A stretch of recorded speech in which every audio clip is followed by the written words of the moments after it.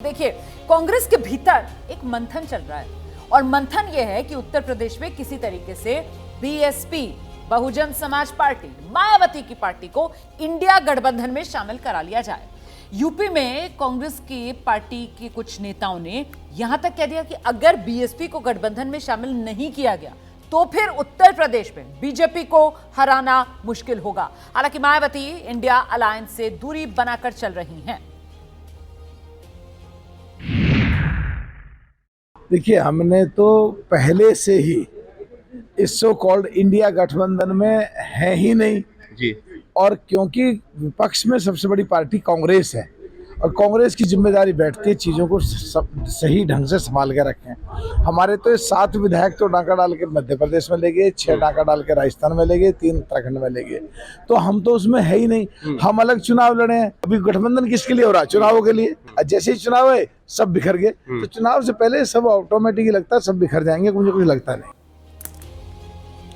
BSP के सांसद मलूक नगर को आप सुन रहे थे, लेकिन फिर भी सवाल ये बड़ा हो जाता है कि आखिरकार कांग्रेस के भीतर से ये जो बात कही जा रही है ना, कांग्रेस को बीएसपी की जरूरत महसूस क्यों हो रही है? यूपी में हाथ को क्यों चाहिए हाथी का साथ? देखिए, वैसे तो मायावती की स्थिति क्या है सब लोग जानते हैं, तो मायावती कोई अपने शबाब पे तो है नहीं। मायावती का downfall is the rise of the BJP in backward Hinduisation politics of UP.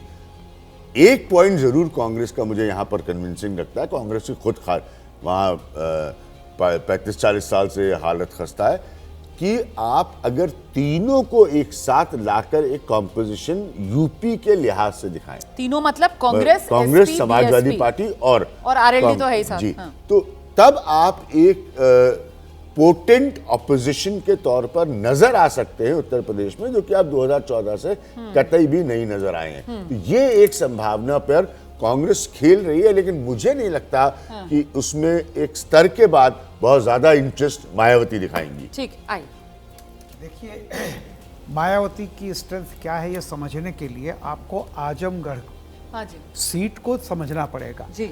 Azamgarh seat में पिछले इलेक्शन में 2019 के अखिलेश जी वहां से एमपी बने। अखिलेश जी ने इस्तीफा दे दिया, उपचुनाव हुआ, बीजेपी वहां पे नंबर 2 थी। 2019 में बीजेपी को जितना वोट मिला था बाई इलेक्शन में, उससे भी कम वोट मिला बीजेपी को और बीजेपी जीत गई। क्यों? क्योंकि 1.5 लाख के करीब वोट मायावती के चला गया। 19 में अखिलेश और मायावती एक साथ थे तो अखिलेश जीते थे।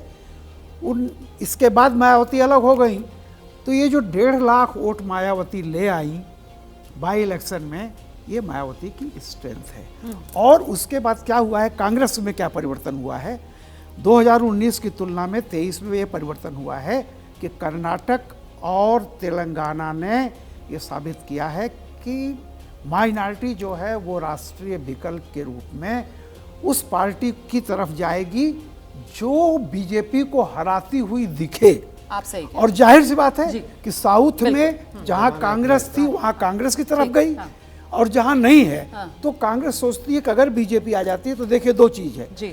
इसका मतलब है कि माइनॉरिटी कांग्रेस के साथ, दलित जो है वो मायावती लेके आएंगी, प्लस सिर्फ कांग्रेस का जो ट्रेडिशनल वोट है ब्राह्मण, वो अलग है। वरना ऐतिहासिक रूप से 3 ही था, दलित, ब्राह्मण और माइनॉरिटी। यही कांग्रेस की कोर स्ट्रेंथ हुआ करती थी। ठीक है। तो उनको यह है कि ब्राह्मण भी आ सकता है। रामगोपाल जी, सदिच्छा दूसरी चीज होती है। तो ये सदिच्छा है कि तीनों लोग मिलाएं, लेकिन जमीन पे ये हो नहीं सकता। कल अखिलेश यादव से जब प्रेस कॉन्फ्रेंस में एक रिपोर्टर ने पूछा तो अखिलेश बिल्कुल गुस्सा हो गए। तुम्हारा नाम क्या है, तुम्हारा क्या सवाल था? तो मतलब वो तुम पर आ गए। इतना गुस्सा था कि आपने बीएसपी का नाम ही क्यों लिया।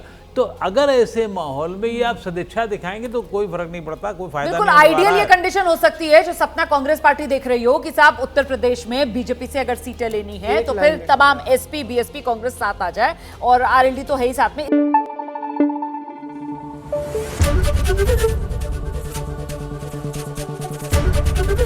एबीपी न्यूज आपको रखे आगे।